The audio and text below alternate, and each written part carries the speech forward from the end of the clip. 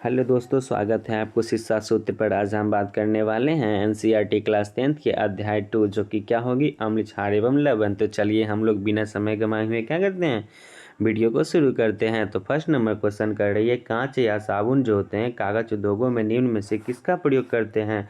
तो कांच, साबुन या कागज के उद्योगों में हम लोग सोडियम कार्बोनेट का क्या करते हैं, यूज करते हैं। तो इस तरह से राइट ऑप्शन क्या हो जाएगी, सी हो जाएगी।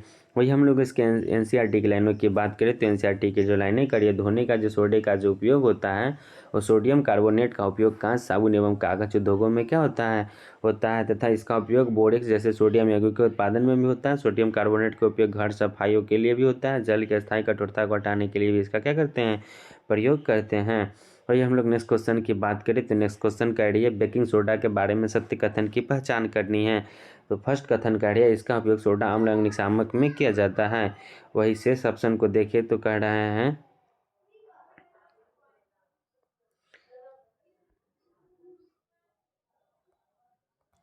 और कथन 2 कह रही है, बेकिंग सोडा बनाने में बेकिंग सोडा और ऑक्जेलिक अम्ल का प्रयोग किया जाता है। तो केवल एक जो कथन दी गई थी वो क्या है, बिल्कुल ही सत्य दी गई है। जो कि क्या कह रहा था, बेकिंग सोडा के बारे में सत्य कथन जो है, इसका उपयोग सोडा अम्ल तथा अग्निशामक में क्या किया जाता है। तो इस तरह से राइट ऑप्शन क्या हो जाएगा, कथन 1 जो है बिल्कुल ही सही हो जाएगी।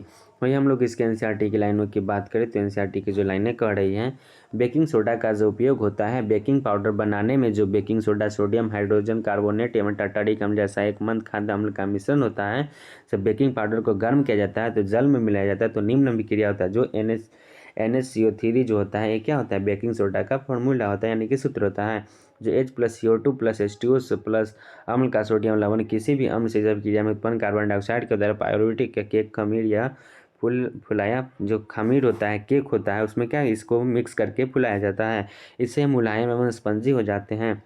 वही सोडियम हाइड्रोजन कार्बोनेट जो भी होते हैं एंटीसाइडिक एक संघटक होता है, जो क्षारीय होने के कारण या पेट में अम्ल की अधिकता को क्या करके उदासीन करके राहत पहुंचाता है तथा इसका उपयोग सोडा अम्ल के अग्निशामक में भी क्या किया जाता है, प्रयोग में लाया जाता है। वही हम लोग नेक्स्ट क्वेश्चन की बात करें तो नेक्स्ट क्वेश्चन कह रही है, अपच का जो उपचार करने के लिए निम्न में से किस औषधि का उपयोग किया जाता है।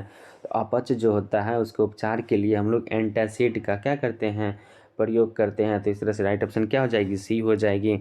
वही हम लोग इसके एनसीईआरटी की लाइनों की बात करें तो एनसीईआरटी की जो लाइनें कह रही हैं, सोडियम हाइड्रोजन कार्बोनेट जो होते हैं वो क्या होते हैं, एंटासिड का एक संघटक होता है, जो क्षारीय होने के कारण या पेट में अम्ल की अधिकता को क्या करते हैं, उदासीन करके राहत पहुंचाता है। अतः इसका उपयोग सोडा अम्ल अग्निशामक में भी क्या करते हैं, किया जाता है। वही नेक्स्ट क्वेश्चन की बात करें तो नेक्स्ट क्वेश्चन करिए, निम्नलिखित वाक्यों पर विचार कीजिए और उपरोक्त कथन में से कौन सी कथन सही है वो बतानी है। तो इस तरह से जो राइट ऑप्शन हो जाएगी, बी कथन जो हो जाएगी वो बिल्कुल ही सही होगी। जो कि कठोर जल को मृत्यु के लिए सोडियम कार्बोनेट का प्रयोग किया जाता है। प्रबल एवं दुर्बल अम्ल क्षारक के लवण के पीएच का मान 14 से 0 होता है, जो कि बिल्कुल ही क्या है, गलत है। तो इस तरह से सत्य कथन क्या हो जाएगी, दो कथन जो है बिल्कुल ही सही होगी। तो इस तरह से राइट ऑप्शन क्या हो जाएगी, बी हो जाएगी। वही हम लोग इसके एनसीईआरटी की लाइनों की बात करें तो एनसीईआरटी की जो लाइनें कर रही हैं, जैसे देखिए पीएच स्केल दी गई है जो 0 से 14 तक होता है। इसमें क्या क्या होता है, जठर रस, नींबू का रस, शुद्ध जल, मिल्क अपेंडिक्स, यानी कि क्षार क्या होता है, अम्ल, क्षारीय और उदासीन, इसको मिलकर सबको बना। नेक्स्ट में क्या करेंगे, नेक्स्ट क्वेश्चन के माध्यम से उसको करेंगे। जैसे कि इसमें बता रही है, धोने का सोडा का जो उपयोग किया जाता है और सोडियम कार्बोनेट के उपयोग कांच, साबुन एवं कागज उद्योगों में होता है। इसका उपयोग बोरेक्स जैसे सोडियम यौगिकों के उत्पादन में भी किया जाता है। वही नेक्स्ट एनसीईआरटी की कुछ लाइनें हैं, जैसे कि देखिए, सोडियम कार्बोनेट का जो उपयोग होता है वो घरों में सफाइयों के लिए भी होता है। जल के स्थायी कठोरता को हटाने के लिए भी इसका उपयोग होता है। प्रबल एवं प्रबल क्षारक के लवण जो होते हैं पीएच मान 7 होता है तथा यह उदासीन होते हैं, जबकि प्रबल एवं दुर्बल क्षारक लवण के पीएच मान का 7 से कम होता है तथा ये क्या होते हैं, अम्लीय होते हैं। प्रबल क्षारक एवं दुर्बल अम्ल के लवण के पीएच मान 7 से अधिक होता है तथा ये क्या होते हैं, क्षारकीय होते हैं। नेक्स्ट क्वेश्चन की बात करें तो नेक्स्ट क्वेश्चन करिए, निम्नलिखित कथनों में से क्या करें, विचार करें और उपरोक्त कथन में से कौन सा कथन सही है उसके कथन को सही बतानी है। तो अधिक संख्या में H+ आयन उत्पन्न करने वाले अम्ल प्रबल अम्ल कहलाते हैं, जो कि बिल्कुल ही सही है। कम H+ आयन उत्पन्न करने वाले दुर्बल अम्ल कहलाएंगे, जो कि बिल्कुल ही क्या है, सही है। तो इस तरह से राइट ऑप्शन क्या हो जाएगी, सी हो जाएगी, जो कि 1 और 2 दोनों कथन है वो बिल्कुल ही सही है। वही हम लोग इसके एनसीईआरटी की लाइनों की बात करें तो एनसीईआरटी की लाइनें करी हैं। अम्ल तथा क्षारक की शक्ति विलयन में क्रमशः H+ और आयन जो होता है OH आयन की संख्या पर निर्भर करती है।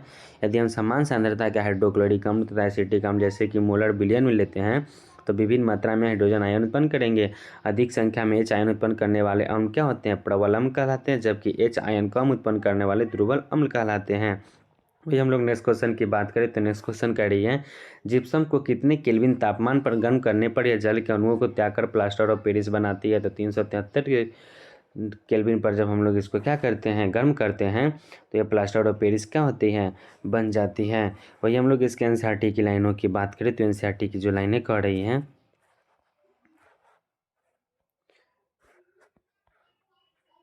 प्लास्टर ऑफ पेरिस जो होता है जिप्सम को 373 केल्विन पर गर्म करने पर जल के अणुओं को त्याग कर कैल्शियम सल्फेट हाइड्रोक्साइड या हेमीहाइड्रेट का बनाता है, इसे प्लास्टर ऑफ पेरिस कहते हैं। वही हम लोग नेक्स्ट क्वेश्चन की बात करें तो नेक्स्ट क्वेश्चन कह रहे हैं, पीएच स्केल के संदर्भ में निम्नलिखित कथनों पर क्या करनी है, विचार करनी है। तो इस तरह से राइट ऑप्शन क्या हो जाएगी, सी हो जाएगी, जो कि 1 और जो 2 कथन है क्या है, बिल्कुल ही सही है। इस तरह से इसमें सामान्यतः 0 से 14 तक पीएच ज्ञात कर सकते हैं तथा यह किसी भी उदासीन विलयन को क्या करती है, पीएच का मान 7 होता है, और किसी विलयन में हाइड्रोजन की सांद्रता जितनी अधिक होती है उसका पीएच मान उतना ही अधिक होता है, जो कि क्या है, बिल्कुल ही गलत कथन है। तो इस तरह से राइट ऑप्शन क्या हो जाएगी, 1 और 2 जो कथन है बिल्कुल ही सही दी गई है। तो इस तरह से राइट ऑप्शन सी हो जाएगी। वही हम लोग इसके एनसीईआरटी की लाइनों की बात करें तो एनसीईआरटी की जो लाइनें करें, देखिए जैसे ये पीएच स्केल दी गई है, जैसे कि 0 से लेकर 14 तक होता है, तो 0 से लेकर 7 तक होता है उसको हम लोग शुद्ध जल या उदासीन कहते हैं, या 7 से 14 तक होता है ये क्षारीय होता है, और 0 से 7 को अम्लीय होता है। इसको दी गई है, आप लोग देख लें, जैसे कि यहाँ जठर रस है, नींबू का रस है, इसका कुछ पीएच मान दी गई, जैसे शुद्ध जल है और मिल्क ऑफ मैग्नीशिया है और सोडियम हाइड्रोक्साइड और विलयन है। तो इस तरह से आप लोग पढ़ लें, और उसका हम लोग कुछ एनसीईआरटी की लाइन है उसको हम डिफाइन कर देते, जैसे हाइड्रोनिया आयन की सांद्रता जितनी अधिक होगी उसका पीएच मान उतना ही क्या होगा, कम होगा। किसी भी उदासीन विलयन के पीएच का मान लगभग 7 होता है, और ये पीएच स्केल के विलयन का मान 7 से कम हो तो वो अम्लीय होता है, और पीएच मान 7 से 14 तक बढ़ता है। तो विलयन में OH सांद्रता में वृद्धि को दर्शाती है अर्थात क्षारक की शक्ति बढ़ रही है। सामान्यतः पीएच सर्वाधिक सूचकांक आधारित पेपर द्वारा ज्ञात की जाती है। वही हम लोग नेक्स्ट क्वेश्चन की बात करें तो नेक्स्ट क्वेश्चन कह रही है, निम्नलिखित में से सही कथनों पर विचार करें। तो इसमें से सभी के जो सभी कथन दी गई है बिल्कुल ही सही दी गई है, जो कि धातु के साथ क्रिया कराने पर सभी अम्ल हाइड्रोजन गैस उत्पन्न करते हैं। प्रबल अम्ल एवं प्रबल क्षारक के लवण के पीएच मान 7 होता है तथा ये उदासीन होते हैं, जो कि बिल्कुल ही सही है। प्रबल क्षारक और दुर्बल अम्ल के पीएच मान 7 से अधिक होता है ये, तथा यह क्या होते हैं, क्षारकीय होते हैं। तो इनमें से सभी के सभी कथन क्या थे, बिल्कुल ही सही थे। वही हम लोग इसके एनसीईआरटी की लाइनों की बात करें तो एनसीईआरटी की लाइनें कह रही हैं, धातु के साथ जब विक्रिया कराने पर अम्ल अम्ल जो होता है हाइड्रोजन गैस उत्पन्न करते हैं। इससे पता चलता है कि सभी अम्लों में हाइड्रोजन होता है। प्रबल अम्ल एवं प्रबल क्षारक के लवण पीएच का मान 7 होता है तथा क्या होते हैं, उदासीन होते हैं। वही प्रबल क्षारक एवं दुर्बल अम्ल के लवण पीएच का मान 7 से अधिक होता है तथा यह क्या होता है, क्षारकीय होता है। वही हम लोग नेक्स्ट क्वेश्चन की बात करें तो नेक्स्ट क्वेश्चन करें, निम्नलिखित में से किसमें अम्ल के गुण नहीं होते हैं। तो जो लाल लिटमस पत्र को नीला कर देता है ये क्या होता है, ये क्षार का गुण होता है, जो कि क्या पूछ रहा था, अम्ल के बारे में। तो यही क्या है, मेरे असत्य कथन हो जाएगी। तो राइट ऑप्शन क्या हो जाएगा, ए हो जाएगा। अब हम लोग इसके एनसीईआरटी की लाइनों की बात करें तो एनसीईआरटी की लाइनें कर रही हैं, अब जानते हैं कि अम्लों का स्वाद क्या होता है, खट्टा होता है। यह नीले लिटमस पत्र को क्या कर देती है, लाल कर देती है, जबकि क्षारक का स्वाद कड़वा होता है तथा यह लाल लिटमस पत्र को नीला कर देता है। लिटमस प्राकृतिक सूचक होता है, इसी प्रकार हल्दी भी एक क्या है, सूचक है। क्या आपने कभी ध्यान दिया है कि श्वेत कपड़े पर लगे सब्जी के दाग पर जब क्षारकीय प्राकृतिक वाला साबुन रगड़ते हैं तब उस धब्बे का रंग भूरा लाल हो जाता है, लेकिन कपड़े को अत्यधिक जल से धोने के पश्चात वह फिर पीले रंग का होता है। अतः हम लोग कह सकते हैं कि अम्ल एवं क्षारक के जांच के लिए आप संश्लेषित सूचक जैसे मेथिल ऑरेंज या फिर नॉप्थेलिन का क्या कर सकते हैं, आप उपयोग कर सकते हैं। वही हम लोग नेक्स्ट क्वेश्चन की बात करें तो नेक्स्ट क्वेश्चन कह रही है, किसका उपयोग फैक्ट्री लॉन्ड्री एवं पीने जो है वाले पानी के जीवाणुओं से मुक्त करने से किया जाता है। तो NaOCl2 जो होता है इसको हम लोग जो फैक्ट्री होती है लॉन्ड्री एवं पीने वाले पानी के जीवाणुओं को मुक्त करने के लिए कर सकते हैं। तो राइट ऑप्शन क्या हो जाएगी, ए हो जाएगी। वही हम लोग इसके एनसीईआरटी की लाइनों की बात करें तो एनसीईआरटी की लाइनें जो करें, विरंजक चूर्ण जो होती है क्या होती है, जलीय सोडियम क्लोराइड के विद्युत अपघटन से क्लोरीन का निर्माण करता है। क्लोरीन गैस का उपयोग विरंजन चूर्ण के उत्पादन के लिए किया जाता है। वही शुष्क बुझा हुआ जो चूना होता है CaOH का हॉल्ट वाइज जो होती है क्लोरीनों की क्रिया से विरंजक चूर्ण का निर्माण होता है।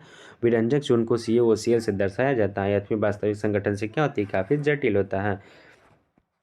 वही जैसे कि इसमें विरंजक चूर्ण का कुछ उपयोग दी गई है, जैसे वस्त्र उद्योग में सूती लेनिन के विरंजन के लिए, कागज़ की फैक्ट्री में, लकड़ी मज्जा एवं लॉन्ड्री में साफ करने को विरंजन के लिए, वही कार्बन रासायनिक उद्योग उपचारक के रूप में भी, पीने वाले जलों के जीवाणुओं को मुक्त करने के लिए।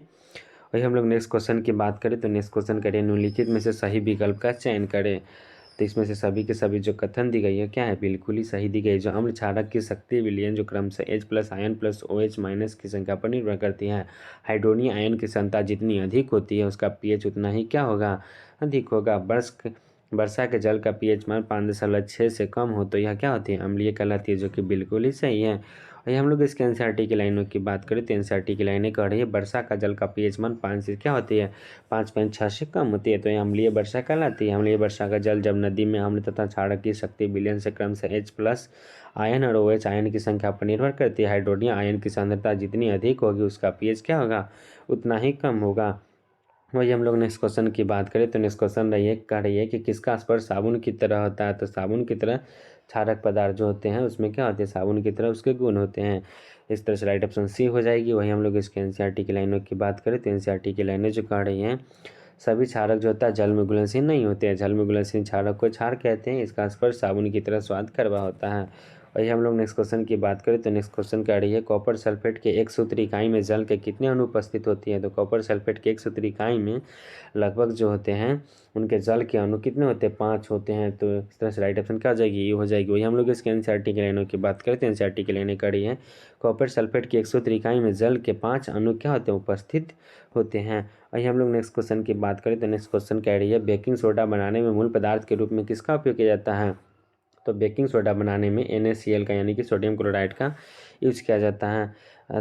इसके NCERT की लाइनों की बात करें तो NCERT की लाइनें करें बेकिंग सोडा का उपयोग आमतौर पर रसोई घर में स्वादिष्ट जैसे खास्ता पकौड़े आदि बनाने के लिए किया जाता है। कभी कभी इसका उपयोग खाने की शीघ्रता से पकाने के लिए भी किया जाता है।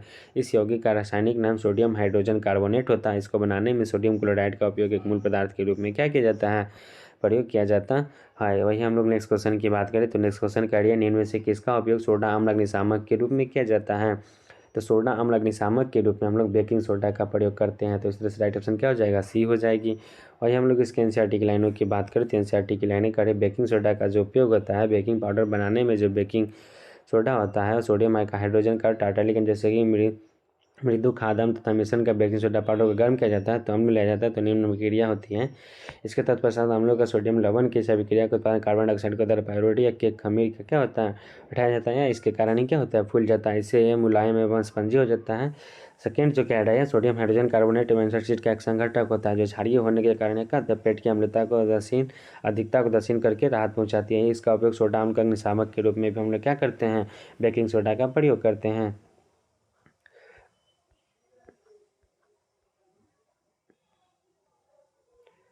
वही हम लोग नेक्स्ट क्वेश्चन की बात करें तो नेक्स्ट क्वेश्चन करिए किस गैस के कारण पायरुवेट या कोक के फूलेकर मुलायम स्पंजी होता है। तो किसके कारण हो जाती है, तो क्लोरीन के कारण हो जाती है।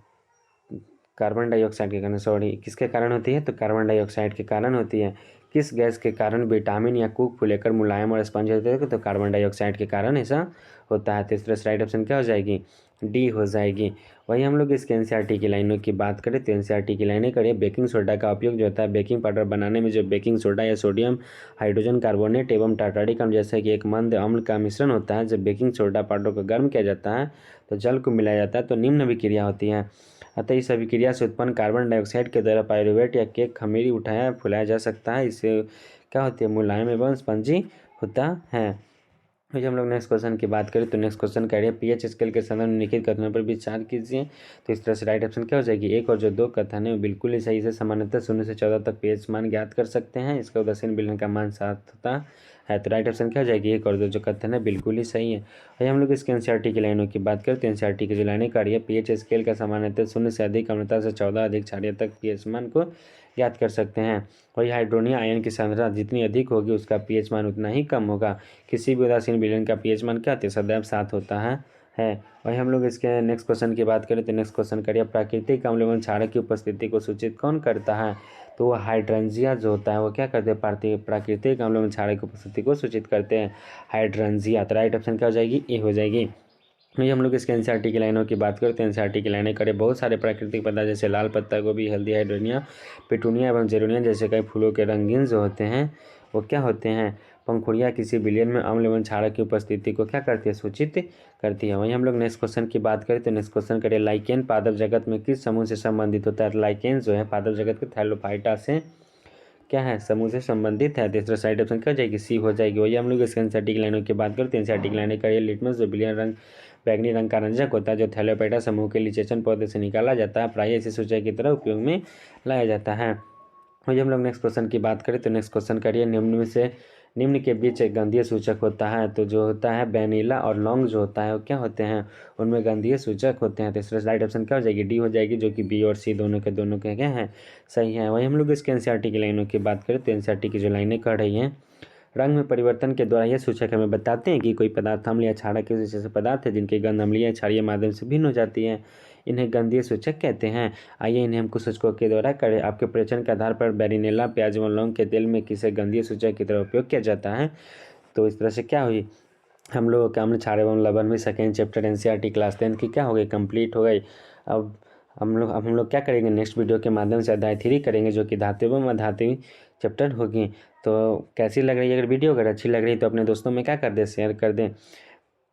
तब तक के लिए थैंक यू। जय हिंद।